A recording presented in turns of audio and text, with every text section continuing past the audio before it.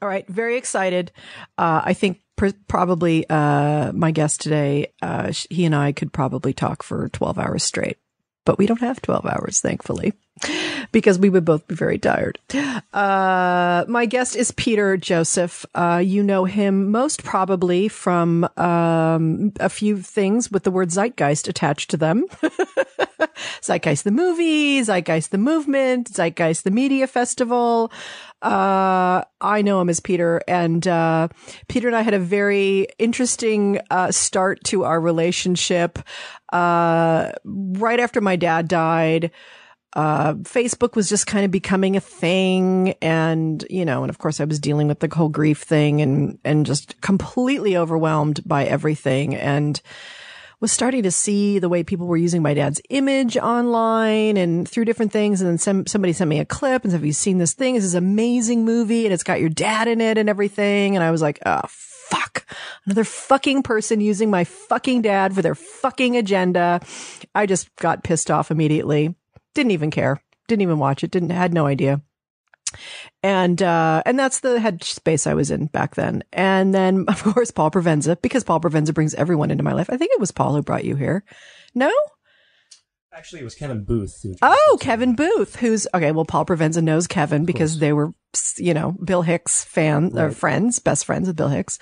And, so Peter comes here but I wanted to meet you, as you know. I wanted to meet Peter because I was like, okay, I need to find out who this person is and everything like that. And I had calmed down a little bit too, but, it was a little awkward at first, but now I don't give a shit. So, and I know that you had done your due diligence to try to connect with my dad, and I did, actually. I knew one of your father's producer's friends. His name leaves me right now, but he was friends with your father. And I actually went through the route to connect. But it's important people understand that film was never intended to be a film. Exactly. And that's a unique history. And I actually, in hindsight, I look back on all that because I didn't just have your father in it. I had tons of people with zero approval, and I was just waiting for the lawsuits to fly in once it became popular. Right. But at that stage, it was literally a personal catharsis performance piece that I threw together in my free time when I was working in advertising and doing things I didn't enjoy. And I did a performance in Lower Manhattan of this performance work that was a vaudevillian style with two big screens. And I had the big epic film and me performing I'm a percussionist, so I had a big percussion setup. It was very abstract and quite bizarre in hindsight when I think about it. But that's what it was. It was a 6-night run. I did it for free. I attempted to get some rights clearances. I was like, you know what? This is for free. No one really is going to see this ever. This is before I even thought about the internet. You're in a theater in the lower part of Manhattan. It was a little 50-seat black box. Right. I remember weeks before I went around, and you've been in New York, obviously. The Village Voice is the big publication. Yes, yeah. I had these cards, and I went at 4 a.m. and stuck thousands of these cards and all the little. That was promotion for me. Yeah. That was how crazy I was. Back in 2007, when promotion looked like that. Right. And a bunch of tourists came and walked out usually halfway through. And it was hilarious though, because I look back on it, I'm like, wow, that was just absolutely strange. But it was a part of what I felt I needed to do as a personal release. Yeah. So again, when it was done, some people liked it, feedback. Right. But, I mean, obviously it was never going to be pursued. And my friend at the time decides, he said, the Google Video has this thing that you can upload full videos. It was before YouTube. I think YouTube had like a 10-minute limit. It's mainly just little kitten videos on YouTube at that point. And I just threw up the main visual without some of the layers of audio that I performed up on Google Video. I think I posted it on one blog, like some religious or atheistic blog or something like that. And out of nowhere it went crazy. Wow. To the extent where I remember tracking the emails, because I didn't even have a website at that point. And then all the hits hit. The hits were showing up, millions and millions, and I threw up this crappy website with a contact. And I remember watching the emails. It was one email every minute. Wow. For at least 5 to 7 months. It was ridiculous. Jesus Christ, and I had nothing for sale, nothing. It was just absolutely out of control. And of course, that's when the emails started to come in. My first name was Peter J. So like, fuck this. I'm not going to release my real name. I'm not even going to come close. So then, of course, all the freaks out there, like, who is this guy really? He must be some insider or something. Right. You couldn't believe the conspiracy theories that came forward. I would love to hear that. And then I had to come out with Peter Joseph once something, well, first of all, it was dumb of me to say Peter J, because everyone wants to know what J means. Right. So then I did interviews slowly, and then all this, lots of stuff I'm skipping right now. And then suddenly, because my last name isn't Joseph, right. Peter Joseph is my first and middle name. And I just solidified on that because that's what became my name. I never intended that. So people always ask me, why don't you use your real name? Like, well, because this is how it unfolded. Right. Why not? Who cares what my name really is? Right. And frankly, the number of death threats I got over the course of that period from the religious community and the political community were nothing fond in the sense of I was actually quite terrified considering certain instances. I was very happy that no one really knew who I was. So that's how it emerged. And then once it finally hit and then the piracy began, I started to see it being resold on eBay and every outlet. I'm like, okay, I got to take control of this because I'm going to be in legal liability anyway. So then I went back and I got everyone on the horn and I paid out lots of money to release that film. There's still lots of rocks that are left unturned, I have to admit. And I did leave a message for your father on his voicemail. I was like, hi, this is George. I'm like, hey, and I also left one for his producer at the time and no one called me back. So I'm like, well, I don't know what to do since it's already out there. Yeah. Same with the Bill Hicks family, because Kevin Booth, he was very nice to because he has sort of half the rights of the Bill Hicks stuff. Right. And I talked to the Bill Hicks's brother, and they were very lenient with it. They're like, we like the film. So many people have directed us to it, and they were in support of the way you depicted Bill and George, hopefully. And that's the way it materialized. And from there on, I kind of just sort of felt like it was kind of given to me.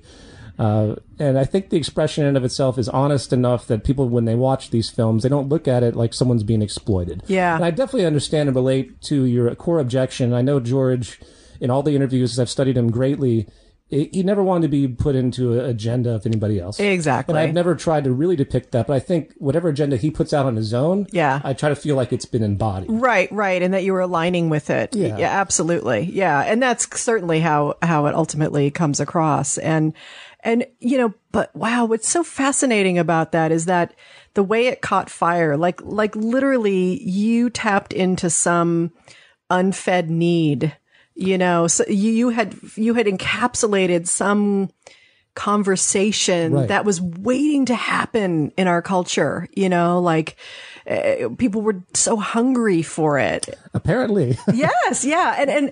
And what I love about that is that, I really believe, I really believe that the creative urge itself on some levels is connected to the collective creative urge and that it just works through us individually. And, that when you have an urge like that and you follow it and you see how it connects, how much the audience, that's like what I live for, like helping people get that important message that if you have a creative urge, follow it. Right. Because it's kind of the world's psyche wanting to use you as its mouthpiece. I think all the great artists in history have served that role on some level, and whether they're inadvertent or not. Usually it's completely inadvertent. Yes. And they become something in the public perception that they never intended. Yes, so true. And it's fascinating how that happens, for better or for worse.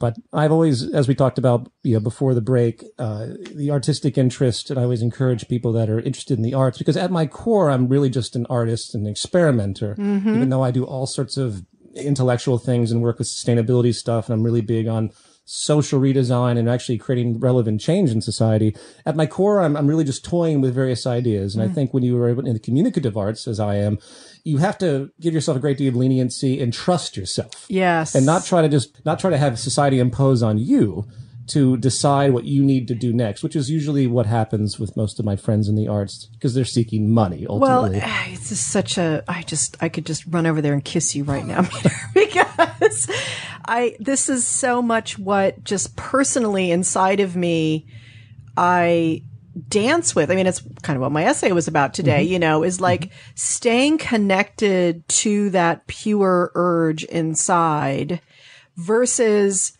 that strategic mind, which I've really been witnessing a lot the last few years of me, the strategic mind that shows up and says, oh, well, there's 3 steps to success. And if I just download this program, I too will get A, B, and C.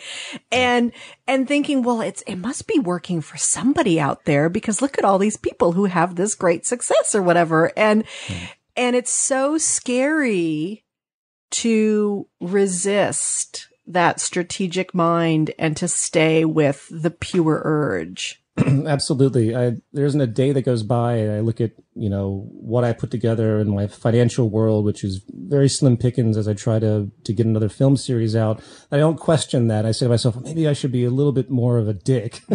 Maybe I should try to exploit a little bit more. And I always kind of stop myself and remember that I'm the one that has to live with myself. Yes. So I'd rather live a modest, simple life than an exploitative one that I'm going to regret later. I talk to a lot of people in the stuff that I do in conferences and stuff, and I always find that the older people become, the less all of these things that the pop culture makes relevant, the least they matter. Yeah. Because you break at some point, and you wonder what your sense of success really is. It's a general pattern. And that's really the core statement. What is success? Yes. What is success derived from value and materialism? Obviously not. Even though this entire economic structure is driven by that false reality. Yeah. And dangles it in front of you every second. It needs it. Yes. Just like you pointed out with your essay, you have to have all these community driven values, Black Friday, all these things that people hold on to, Christmas and everything else that's just been turned into what used to be good social capital, despite the religious superstition stuff. Right. It used to be good for community to come together for some kind of general unity, has been twisted and morphed into one big commercial frenzy. Yeah. And it's a sad, sick place. And it's going to blow up if it hasn't already, because we can talk about, if we want to get into any kind of economic discussion, I'm firmly convinced that everything that this society is predicated on, as your father also talked about at great length, is predicated on is in a process of faltering. Yes, it's obvious. Every institution is at a loss right now. The scary thing is it's messing with people's minds because their identity is so groomed into these associations. So it's not just a failure of the mechanics of society in the sense of it's not working, we should do something else. It's also the identities. It's a consciousness shift, a spiritual shift, if you want to use that language in a lot of ways. It is definitely. And I think it's a fulfillment of the spiritual shift that began in the 60s, but that because the machine was just starting to peak in the 60s, after the post-war, military industrial complex that we had really created a great amount of a momentum in this culture. They were just starting to get their fingers into us and move this society in a certain direction. So, but the spiritual values were definitely awakened then, and yeah, it's so fascinating. Before we get into the economic part of it, though, sure. I do want to know a little bit about, because I was doing some research and just loved the fact that you had worked in advertising and you were a bit of a day trader at one point. I did two of the worst possible, two of the absolute, literally, I think the two of those meaningless, possible, I hate to even call them occupations, but industrial facets of our grotesque culture. Advertising, which creates nothing, it just promotes the idea of something for the sake of consumption. And then the financial system, which it boggles my mind how something like Wall Street, which has such immense power, isn't realized for what it really is, which is just a gambling game that is basically rigged. It's roulette. And it has such massive consequences globally now because of all the offshoots and, the repeal of Glass-Steagall and all sorts of other things that continue to compound it. But at its very core, the fact that this institution exists at all just blows my mind. For me, now I can relate to one element, and that's trading is the only job out there you don't have a boss. You don't have a boss, you don't have a client. You're completely encapsulated into an internal system that you engage in the abstraction of it. And that was I just wanted out of my advertising job. Right. So that was why I gravitated towards that. But that's where I began to learn about economics ultimately too, and began to realize what the debt plague really means. Began to realize how sick and how I don't use the word moral often, but in the sense that nothing is sacred in that world. You play up, you play down. Yeah. If you want to destroy some foreign country's currency and make billions of dollars, why not? You can do it. It forces and it reinforces the general market perversion that I'm so against, which is completely valueless, has nothing to do with creation or human relationships. Yeah. It completely sucks the part of the humanity out of the human who engages it. There's zero humanity in it at all. It's that famous Eddie Murphy film where they bet $1 on this guy's life. At the end, it's $1. My favorite documentary was the Enron documentary where they have the recordings of the traders. Oh my God. And these were some of the people that I used to interact with. I have to admit, though, there's a mental block. As you meet with many people, like even if you sat down with Adolf Hitler, you'd probably find some type of moral something that you could appreciate. We talk about painting. There you go. And dogs. But there's a mental block that occurs with that type of value system disorder. No one thinks they're doing anything wrong. Right. No. Never. Yeah. And of course. I mean, perfectly Dick nice. Cheney gets up in the morning and he believes he's doing the best for the world and the planet. He really, really does. I think you're right. And I get that. Yeah. And that leads into another subject that we can talk about, which is the Malthusian foundation of the entire economic model, which I thought about on the drive over here. So don't let me forget that one. Okay. But that's really part of the way this value system disorder has originated itself, is that we think that we're doing something positive for ourselves. There's this pull up your bootstraps ethic that says you should never do something good for someone else because it's just going to lead to something problematic in the end. Yeah. Which is a very, very, very unrecognized symptom of this disorder. And it's not how the natural world works. Not at all. The utter rejection of the symbiotic and synergistic. The interdependency of us all. I mean, it's a complete rejection of how actual evolution works and how actual life works on the planet. But was there what was your background? Where did you, I mean, you were a musician, you were you were trained classically? I was a classically trained musician, but I dropped out. I was going to be a solo classical marimbist or a classical percussionist, but my featured instrument was marimba. Very obscure. And I think back on it now, it just seems utterly ridiculous. Even though I respect the arts, and I think everyone should have that, the institution of the arts, and what they've done is just another scam. And the college institution in and of itself is, in this country at least, is one of the worst institutions. I do not encourage anyone to go to college, not because I don't want them to get an education, just because it's a monetary driven system that is just going to bankrupt the vast majority. You know what college debt is now? It's off the charts. Trust me, I went to grad school. Okay. I know what my personal college debt is. So I learned the fast lesson when my family had no money. I dropped out my second year of college and I started to just work around New York. But that was my core interest. And for a couple of years, I did everything I could at a big percussion studio and a loft in Brooklyn. And were you already connecting to like reading stuff about social issues? And I mean, was that like your background anywhere? Were you an activist? My mother is now retired, but she worked in child protective services in rural North Carolina. Wow. So you can put that together as to the darkness of her experience. And I always heard about those stories as a dumb teenager, though. You don't really, but it sat in a little bit. I always had a socially conscious outrage towards religion. I have no idea where that really came from, to be perfectly honest. But I grew up. You were just gifted. You were born gifted. But I went to a Catholic school for a little while, and there was just something I remember sitting back and being just perplexed by this. Right. There's angels. There's what? What century? Right. But so all of those social undercurrents were there. Yes. But it wasn't until my zeitgeist catharsis around 2006, 2007, that something just weird in my brain chemistry happened. Because I was just as much a self-indulgent idiot, just like anybody else, pursuing advertising and trading, wanted to be one of the most narcissistic pursuits in the world, which is a classical solo musician, where you sit in a practice room for 10 hours a day, completely detached from all reality. Right. Again, I love the arts. I think it's a great meditation, but, it's also a fantasy land. In a lot of ways, people get relegated in their mind to one particular specialization. I'm against specialization on the whole. Siloing and everything. Yeah. Yep. So other than that, I really couldn't tell you how it sparked, but the confluence is there. And suddenly you needed to do this performance piece. Like all of this came together and you were like, this is what I need to say to the world right now. Exactly. Wow. And didn't really care if anyone listened or not.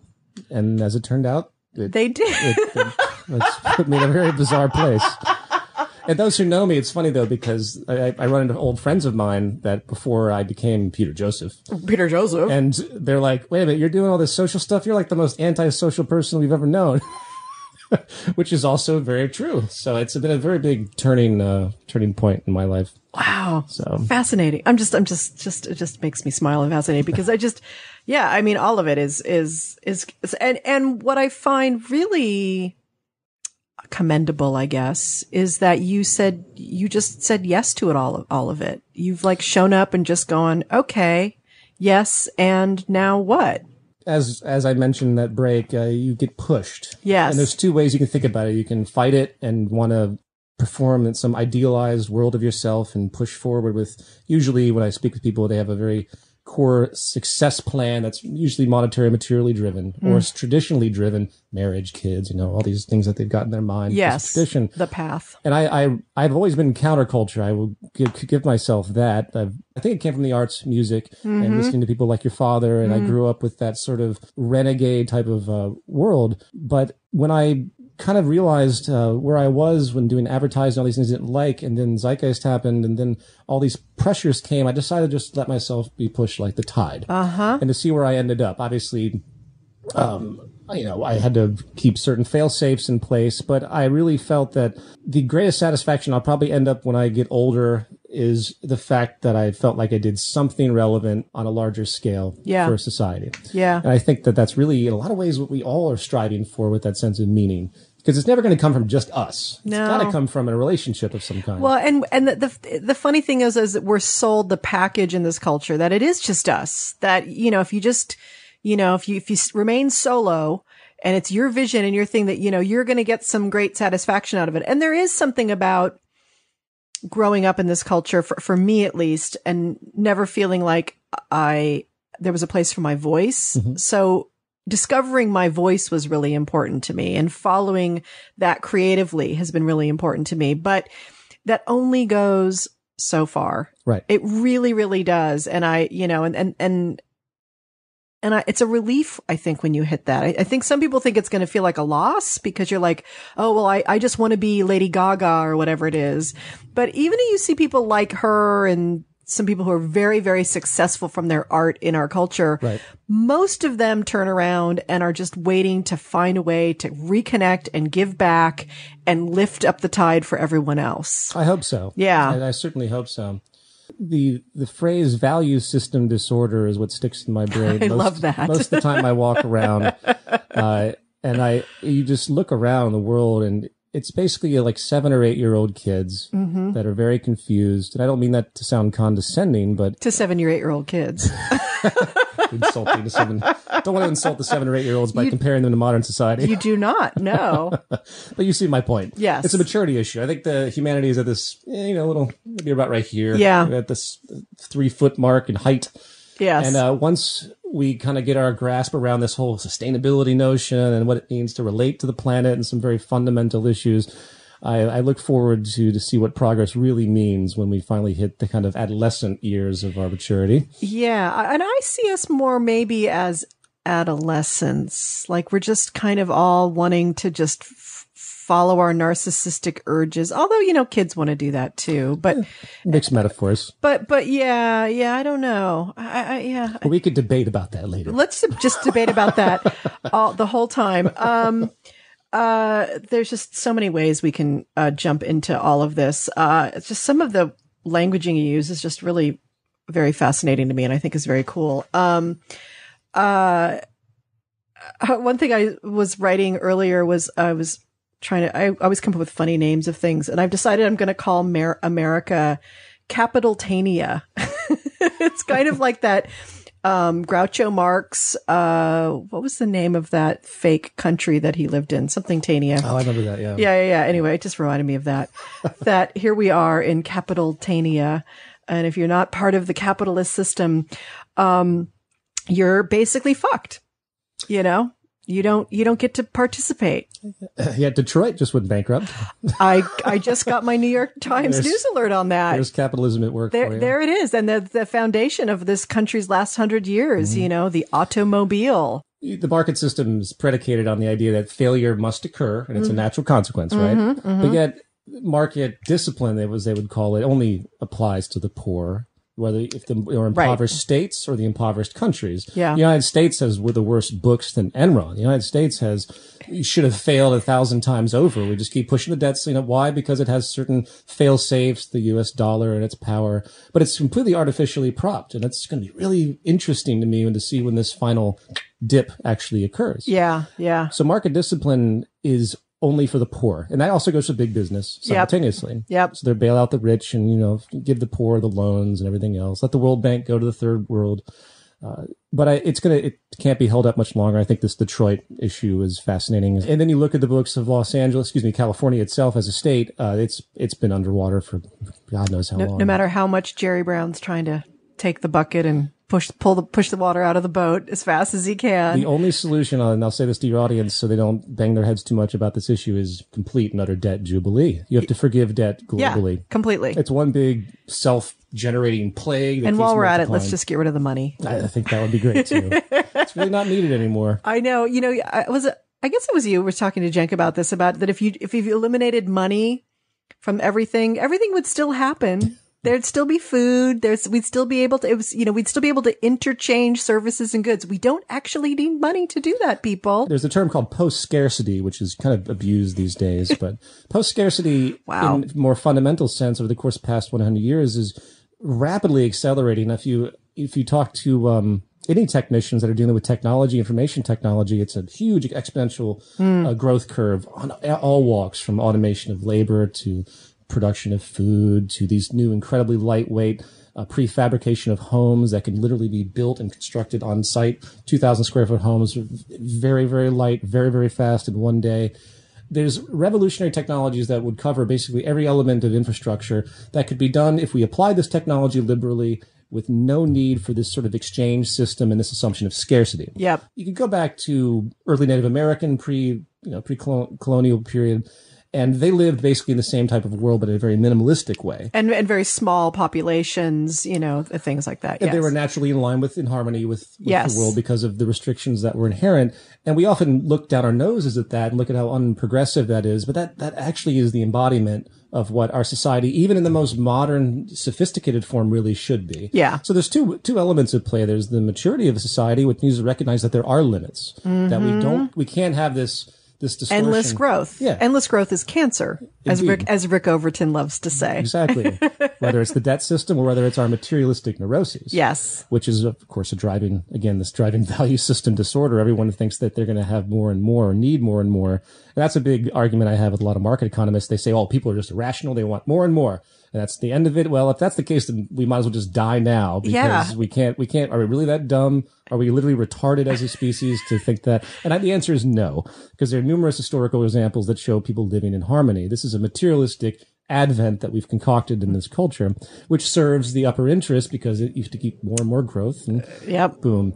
And then again, I can go on a massive tangent about the relationship of the modern day slavery to this inherently oligarchical elite that emerges. And I'm not referring to conspiracy or anything. This is just a natural outgrowth of this Malthusian premise we have of society. You remember Thomas Malthus, the Reverend Thomas Malthus?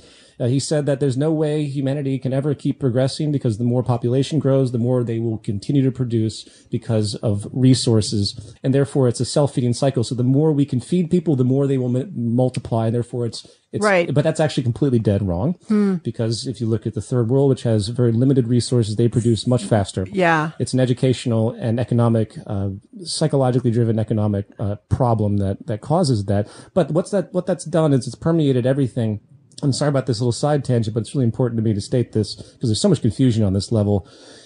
The entire political basis of the United States and the entire assumption of the world is that there's not enough to go around. And it's based on that early Malthusian notion. And it justifies itself by the genocide of people, by the ignoring of the interests of others in other countries. And simultaneously, on another tier, it also perpetuates the idea of more and more and more for one select group of people, which is why the United States has 5% of the population consumes like 40% of the planet's energy or something ridiculous like that. Yep. I can't even remember. But there's a sense of we are better than other people. And this is one of the most horrid states of mind.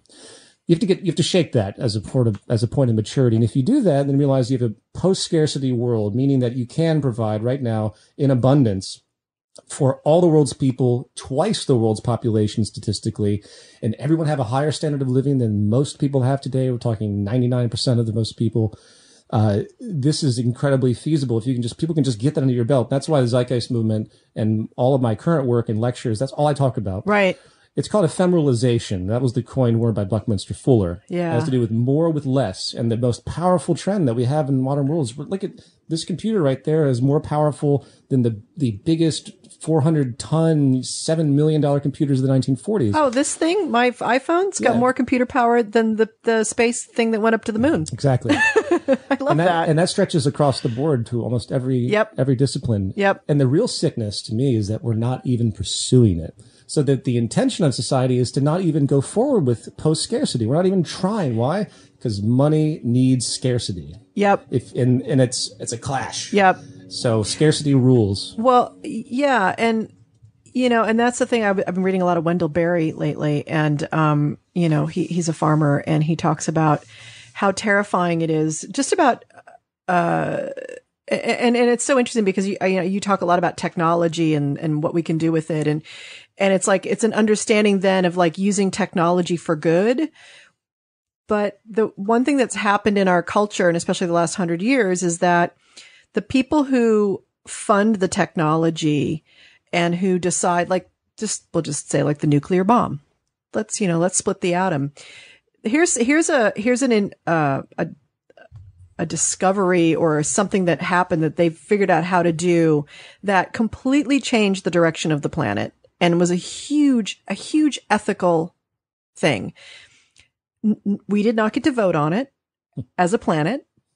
There were just a couple of white guys sitting around in a room, deciding whether to do this or not.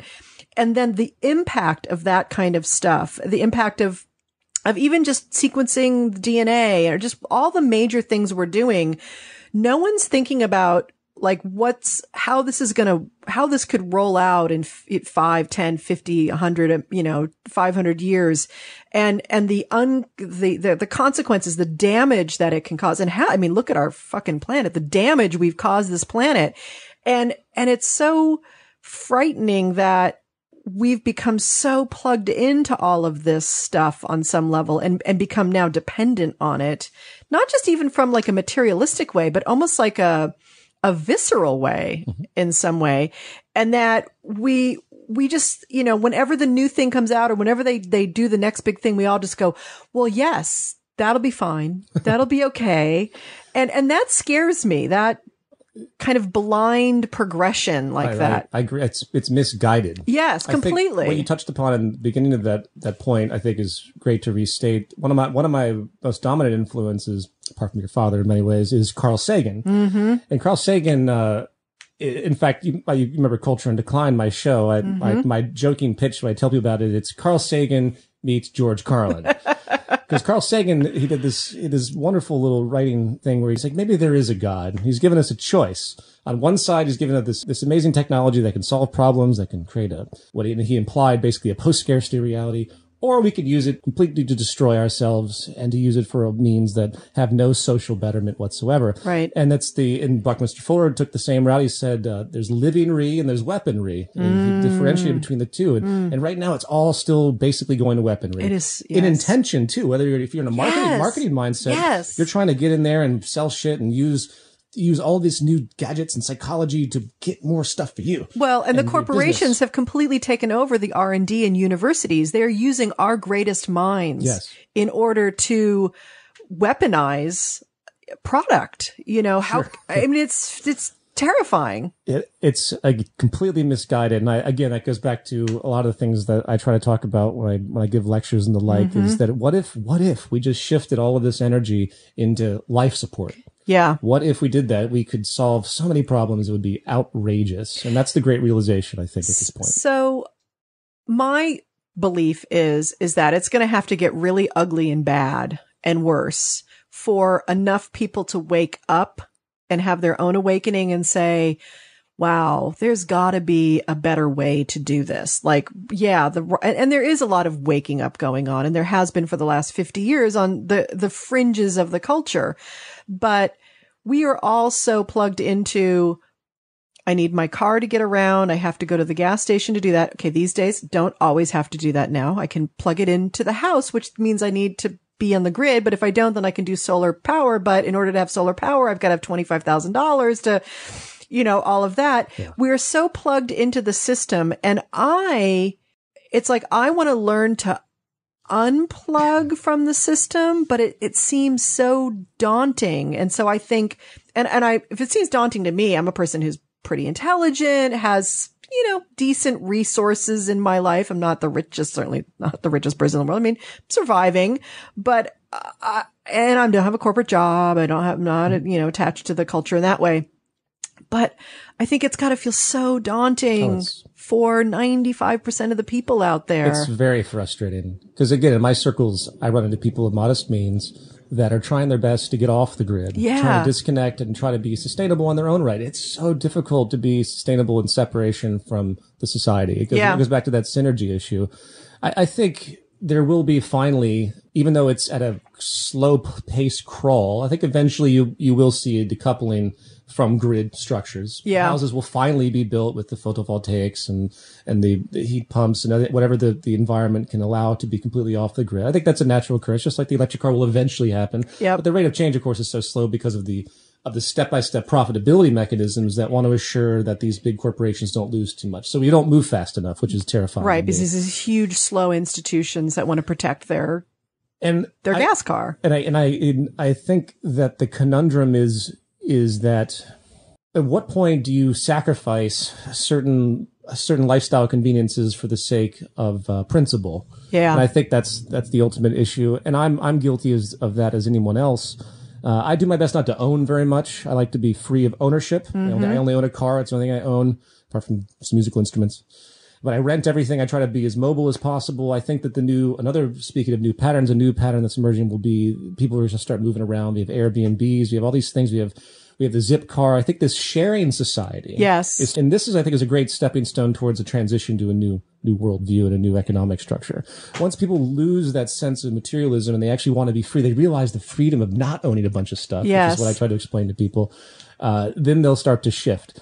But I couldn't agree with you more. And back to your original point, the failure of society is never going to be step by step. I talk to people like, well, when's society going to collapse so we can do something new? Like, well, damn it. Well, see, the problem with that is that it's only going to collapse for the outskirts. Yeah. And there's going to be so much suffering, just as there already is. I mean, yes. We're already at mass starvation levels on the planet constantly. In like, you drive around Los Angeles, tons of homeless, but it still looks wealthy. Yes. Yet if you go to the Midwest of the United States, it's desolate, poor, miserable. Mm. No one sees this. And they don't, certainly in the West, they don't see the poverty that happens in the third world. So those degradations will persist while the illusion of success and the advancement of technology and the seemingly association of betterment with that technology will occur in certain pockets. So, hey, look at this little town over here. For example, there's a self-sustaining town, I believe, in Switzerland, completely off the grid, has maybe a couple, I think it's like 30 or 40,000 people. And, they share everything. You look at it, oh, this is amazing. But yet it's a tiny little pocket. Yeah. It's completely isolated and utterly elitist, frankly. Yes. And, it shows that it can be done, which is great. But I don't encourage people to wait for some collapse or want to see more suffering. I do agree that it's going to happen. Yeah. And hopefully it will wake people up. And going back to the movement stuff, as an educational movement, we're trying to get these ideas out there. So when people do hit that point, they realize that there is something else on the other side and hope that we can avoid some of the suffering by getting everyone to understand it so fluidly that boom, they can step in and start to force some change. Yeah. And the other interesting thing I always think about is, if you look at like have you ever heard of the book Generations or The Fourth Turning? No. Oh, by Strauss and Howe. Amazing guys. They studied generational cycles of the Anglo-American history. Mm-hmm. And they go back into England a bit, but it really starts here. And there's these four main generations and there's these four turnings that happen in our history. Okay. About every 25 years is the generational thing. And so right now we're approaching the fourth turning again. Some other moments of fourth turning in American history, the American Revolution, the Civil War, the Depression, World War II, where there's a complete disintegration of society and something new, completely different emerges after it. Right. And, not completely different, but a different enough. Sure. There's a restructuring of things. Gotcha. And we are in that right now. It hasn't quite yet started. They feel it's just beginning to start. And what's so fascinating is that people worry, and you were talking to Jen about this a lot too, which I thought was really interesting because Jen kept saying, yeah, but how are we going to do it? How are we going to vote for all these things? Who's going to decide? And the thing is we don't know yet because the thing about evolution is you can't look 100 years down the pike at a species of a bird or 1,000 years and predict what it's going to go because we are not separate entities. We are part of the environment. We shape each other in every single moment. So the environment is going to shift. We're going to shift in reaction to the environment. We're going to make some action, which is going to shift the environment again, which is going to shift us. And it is this dance that happens. So that's what fascinates me also, is to think about, you and I and people like Ken Wilber and Don Beck and these people have these visionary ideas of like how the evolution of consciousness could change, but we don't really know yet. I don't think anyone's ever been able to predict. No, you any can't. Type of social transition. I think there's certain averages that occur. I mean, you can look at what was supposed to be communism and then capitalism and that dichotomy, and sort of look at two different value systems about what it means to be communal and what it means to be independent. Yeah. And obviously they're both equally as flawed because they're taking two different extremes. Right. But, the issue with predicting the future and what the future will be, I think there are certain things we can hold on to pattern wise. I'm a trend follower. Mm-hmm. That's what I pay attention to more than absolutes. I'm not interested in the current state of anything. I want to know what the trend is.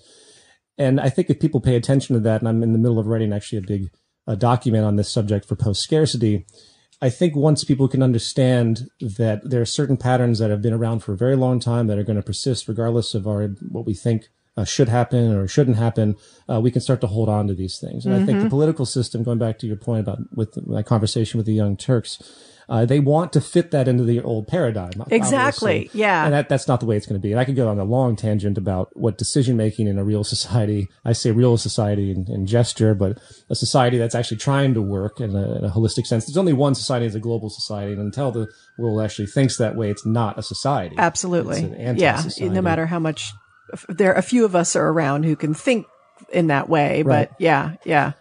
But go on. Are you familiar with spiral dynamics? I've heard of spiral dynamics. I'm not familiar with it, though. You got it. You're going to gronk on this shit. Okay. It's good shit, man. This guy, Peter Graves, started studying, because it's all based on values, which I know is big for you. Right. And, I'm not going to do it justice, but he has studied the evolution of basically the human value system and how we go from, how we've as a general evolution of humanity organizing itself, how we went from tribal to empire to market to then post market, which is more like kind of a communal green. It's kind of what was born in the 60s, that we're all connected and that kind of stuff, and then and on, and it's also a study of what do people in each of those groups value most? And one of the most fascinating things about this work is that because of global communication and travel, we are now having to deal with every single value system that has been alive in human history at the very same time. That's true, yeah. And that even within our cultures, we have all of those things too. You have a tribal sense of culture. Even in America, you look at people who, gang warfare, perfect example of tribal warfare. Sports is a kind of a fantasy way of playing out tribal energies. Right. Democrats, Republicans, it's become very tribal, actually, in some ways. Sure. And then you have empire, which is one God, one law, which is the very traditional kind of Republican conservative kind of thought. Mm-hmm. And then you have the marketplace orange people, they call them, which is very much, people who want free market and age of enlightenment, and there's no more religion. It's all reason based. But it is every man for himself type of thing. And it's a fascinating look at the trending of humanity in general. And then they have these second tier stages. Like right now, this is all first tier.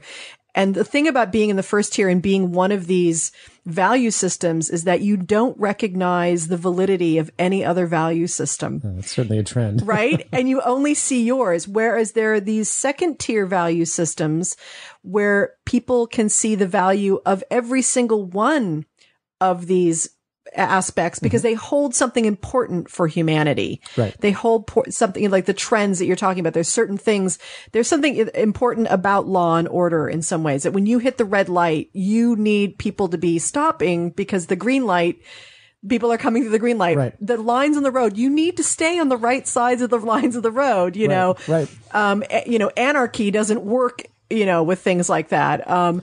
And so it's just a fascinating look, and it's all driven by what the environment, when the environment shifts, how our values then shift in it, because we now have different needs are being called to be met within them. And the trends of technology, I think, have been really powerful to shift these values. Yes. And one thing I would say is that I don't put people down for what they believe, regardless of how insane it is.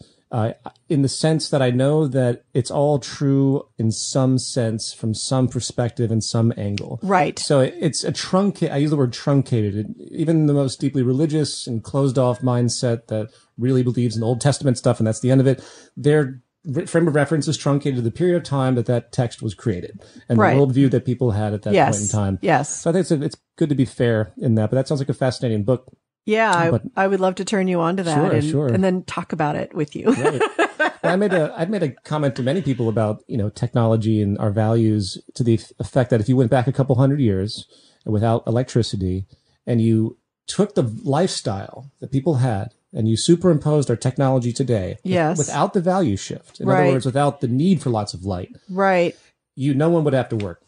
And people look at me confused when I say that to them, because everyone's so used to what they're working for. They don't realize that the value of everything is completely in their head. Yes. Now, would you rather be free? And I say this to people, get all utopian on me too, and they think I'm talking utopia, that everyone's going to have an infinity of everything.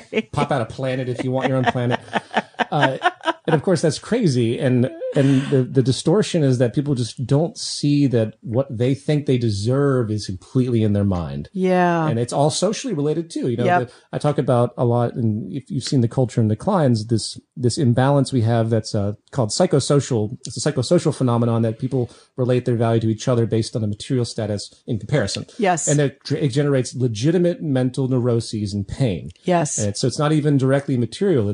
So it just goes to show how deeply connected we really are on that level. It's a forgotten science, or I should say it's a missing science when it comes to all social theory that you read about in your textbooks. And I think it's something that I personally like, that aspect of it, that kind of psychological social mapping is, for me, what I like. I feel like that's how I want to be of service to the planet, like help people really see how they're defining themselves and against what, and really, and of course, the thing that kills me the most and why I desperately want to wake up from the American dream is that the American dream deadens the subjective life and our connection to each other in a very actual body sensual way, and our connection to the planet. There's no time for, and I'm not taking like an overindulgence of emotion or an overindulgence of, living in a bubble of subjectivity. I'm talking about the power of the subjective mind to bring meaning to your life. Right. That there's, for me, when I'm writing something, I have an actual physical, visceral understanding and reaction to what I'm writing that sets me off in a direction in my writing that I know when when I'm in the flow and working, because I can feel it in my body. Right. And so for me, it's like, I want to rescue people from, we've been literally cut off and become these things where it's like, we will plant the desire in you, the false desire in you to need this thing or to feel better about yourself in this way. It's the fucking Matrix, it really is on some level. Right. And it's like, I want to literally unplug people from that. And one thing I think it's fun to point out is that we're all at risk of this value system. Completely. I mean, that's what my essay's about. Exactly. I mean, I deal with it daily. People say to me, "Oh, you're so altruistic." I'm like, "No, I'm not. I am just as selfish as anyone else. I just realize how dangerous my world is because of the way everyone else is thinking." And see how easy it is. Every single, this is what I've decided, people like meditate in the morning or do yoga or whatever. And there's a lot of people, it's about finding the transcendent, and that's all great. And I've sat in transcendent space within myself, and it's amazing. But for me, I've realized that these practices and connecting to the transcendent or connecting to earth in some way is really the only thing that keeps me defended against the machine. Right. Good. Well, everyone has their tactics. That's how I attribute my musical work. Whenever I go into that space. Yes. I don't pursue it professionally, but I have it's my meditation. Right. It's my way to reconnect to what is real. Right. Exactly. Yeah. I mean, and I hate that word real and authentic and all that crap, but what other, you know what I mean? It's like to really unplug from the constant messaging we get. And like, I said in my essay, I was born into it. 1963, man. Mm-hmm. It's all about, you're going to have a great future, and I'd go to Disneyland and it would be Monsanto and GE funded, the future of tomorrow or whatever it was. And it was this whole display of the modern life and everything. And sign me up for that, please. Right. Yeah, it is a fascinating parallel, as you pointed out earlier. Obviously, I wasn't around in the 60s or 70s, but I reflect back on documentaries that I see, and of course all the writing, all the musical influences I had came from that era, which might explain my general value structure. But I think the difference now is that there's actually a path as opposed to a gesture. Yes, so we can really see it. At least I think I can see it. I think a lot of people are beginning to see it, and it comes down to how we get there and the strategy of realigning ourselves. Yeah. And with anything, having a vision is the first step, holding the vision and then just taking steps towards it, not necessarily knowing the how of all of the steps because we can't, you just can't, but knowing that if you can hold the vision and that it's a constant relationship with the vision, there's an updating of it always, and I think there's another thing too, which I think we're going to have to deal with as a culture is grief. And we don't deal with grief on any shape or death in this culture at all anyway. Massive taboo, yeah. And yet I think as a culture, if we are going to be able to move forward in a different way, we are going to have to be able to grieve that we're giving up the chance of that utopian, materialistic American dream lifestyle that we've all been corn-fed since day one. And kids growing up now, it's a little different. We've got 9/11. We have an economic, somewhat economic downturn. It doesn't look like it when I look out there, but it's really, it depends on what area of the planet you're on. Yeah. Here I am in West LA, Los Angeles. Doesn't look like it here, but I'm sure go to Detroit today. There you go. Exactly. But I think collectively we're going to have to figure out how to grieve this in a way, because without grief, it's really hard to transition and move on to the next level of self. Just personally, release and letting go. Yeah. The collective psychology of this nation. Right. We're going to need to figure out a way to do that. I completely agree. I see the culture, and especially in America, because it's the poster child of what the world was supposed to turn into on a couple different levels, as by far the most spoiled, I would say, and raising my hand there, and deeply misguided. And I see the U.S. as a leader in the sense of value shift simultaneously, because what's going to happen in this country, because it's not going to keep these levels of illusion are not going to maintain themselves for much longer. I hope we'll set the stage for the global transition, if you will, because once the U.S. and all of its glory and what everyone looked up to. So I see it as catalytic, hopefully at a global scale when these shifts happen. Absolutely. And I really do believe that on some level, although it was deeply flawed, the vision that the founders had of this country, there's something real in all of that, of course, underneath the cultural norms of the time and all of that. And that we were the last promise of this planet, being the last kind of place to really occupy itself.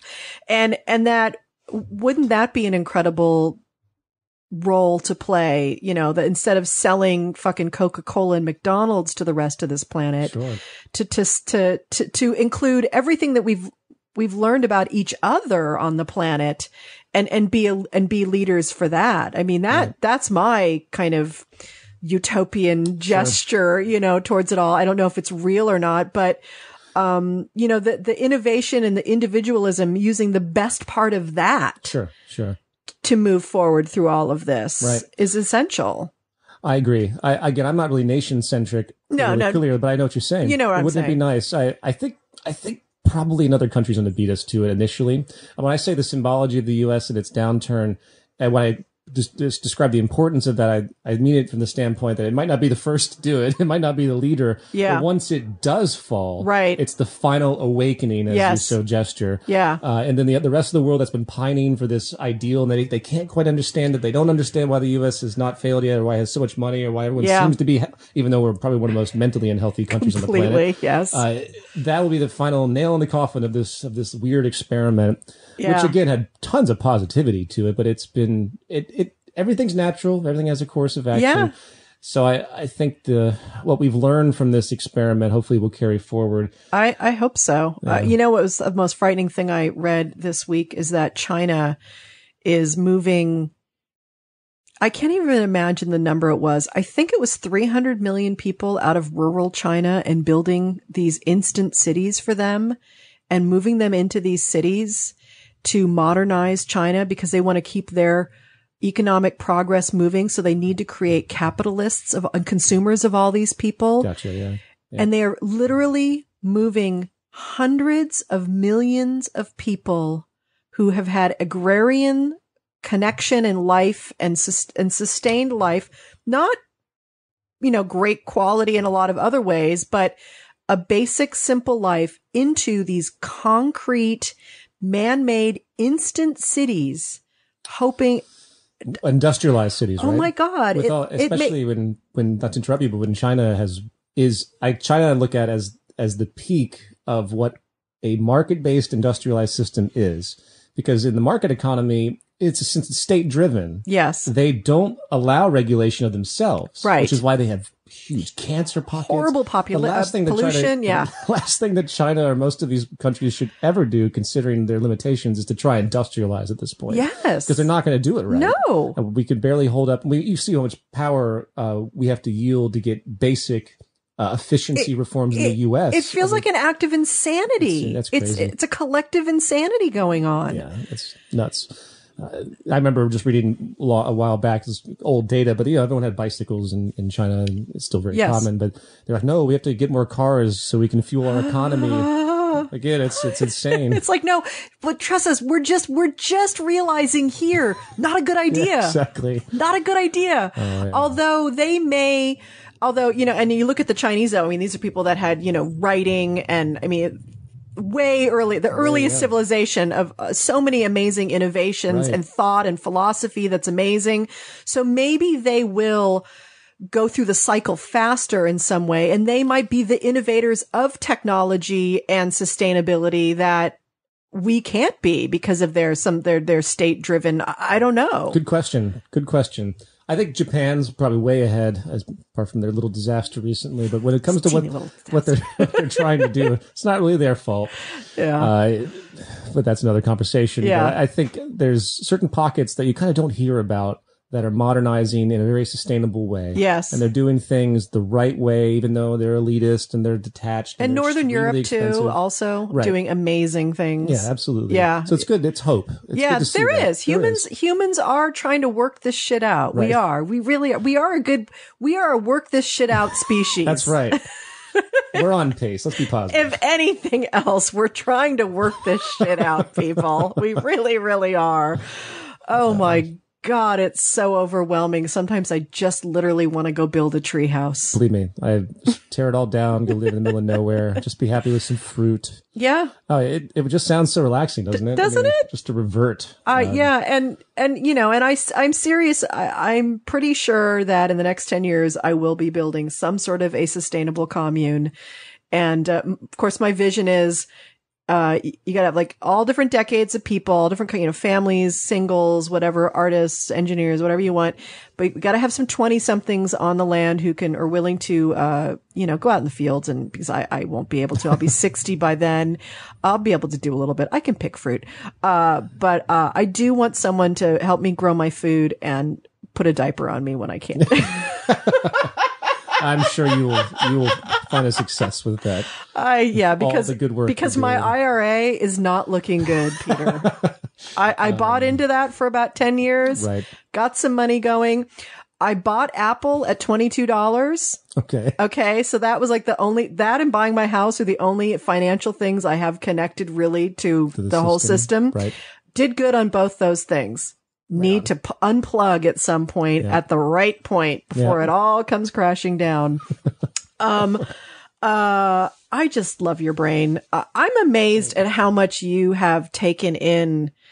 What you were saying, 2006, 2007, all this started. So that's about 6 years, 7 years. You've consumed you've got a mind like a good steel trap. You consume information and you can integrate it in a really interesting way. We're all synthesizers. That's the phrase I use. None of us are original. None of us really invent anything, but we can be a little clever in how we synthesize and give that illusion of originality. Well, and the originality is how it comes out and how you present it. One thing I pride myself on is that I think I do well with trying to communicate fairly complicated subjects in a simple way. That's one of my targeted Agreed. interests. I completely hands down agree with that. It's something I try to do also. And I think it's important. You know, if you're born communicator, that's what you are. You're born a communicator and your job is kind of to, kind of like Moses, you know, you go up on top of the mountain, you get the things, you come down and go, here's what it says today, folks. Here we go. All right. First one. No.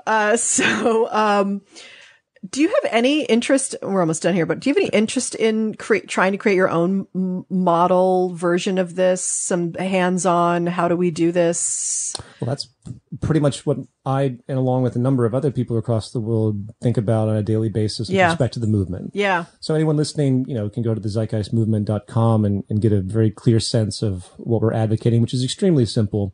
It's just updating society to some very fundamental, simple places of knowledge and application of technology that can create an abundance and that really can remove so many of the problems that we see if we just realize it for what it is. Yeah. We're so blocked by politics and everything else. Well, yeah. And every ism that people could throw at you, I'm sure they have to put you in a box somewhere to fit you into their mindset. Right. And me and a team are actually writing a book that's called The Zeitgeist Movement Defined, and I'll hand it off to you. And this is a very, very dense text on both the flaws of the current structure and where the trends are going for the future. So maybe I can come back on and talk about that. I would love to. And so before we end here, you have a media festival coming up. Yes.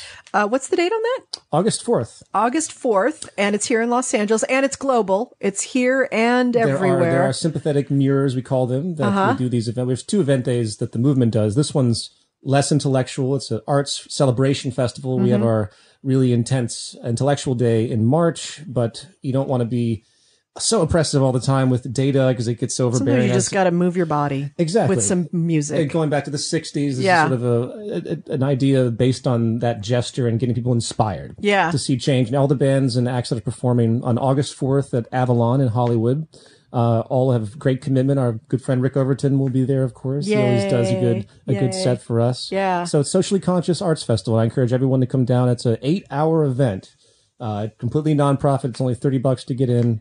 Yeah. And 3rd year of this. So so come hang out with some like-minded people. Absolutely. Exchange some ideas, enjoy some music and some comedy and some films that you're showing also. Yep. And I'll be there. Nice. I'm going to come hang out and see what it's all about. And people can go to zeitgeistmediafestival.org.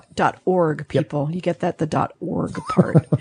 And are you still doing your I'm sorry, I forgot the title of it. The little the web series you were doing. Culture and Decline. Yeah, are you still doing those? Yep, there's one more for the season, and then I'm gonna see if I can get someone to pick it up. I've had some people talk to me about doing something with it on some other networks, but yes, one way or another, I'm gonna keep this thing going. It's my fun little satire work. It's really fun. I'm taken so seriously throughout the years. I decided to do something completely different to give people a different angle. Because in the spirit of comedy, and of course your father, you have to step back and kind of make fun of the whole thing sometimes in order to remain sane. Absolutely, absolutely. And humor and all of that it's a very psychologically healthy way to approach it all. Absolutely. You look at the Dalai Lama; he laughs all day long. Right.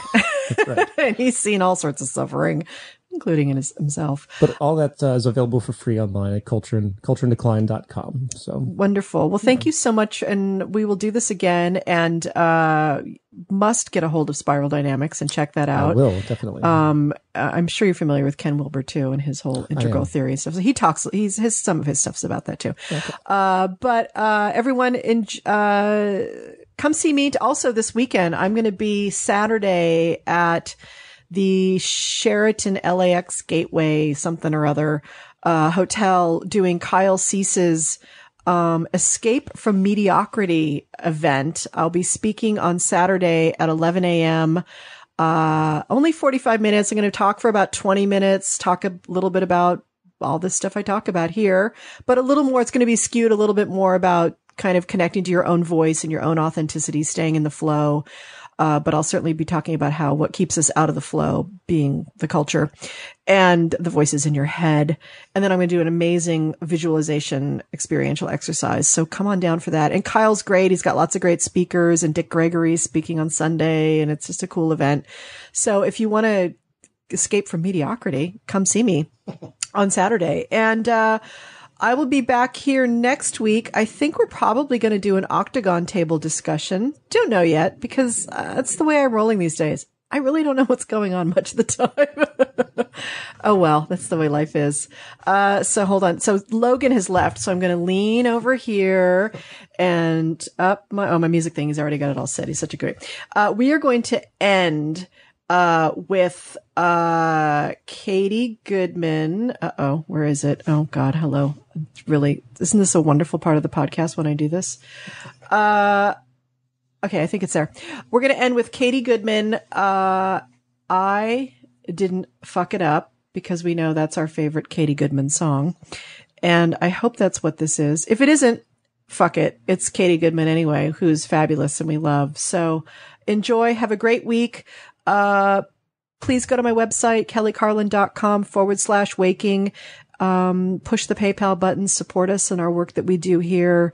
We would love to know your feedback. Email me at contactkellycarlin@gmail.com. Let me know about how you feel about the podcast, how you're doing, and if we're impacting your life in any positive way. And if we are in a negative way, let us know that too. We need to know these things. All right, people, have a beautiful week. Have a great July weekend. And whatever you do, don't buy anything at the after school, the go back to school sale yet. Please, just don't feed the machine. All right. Blessings.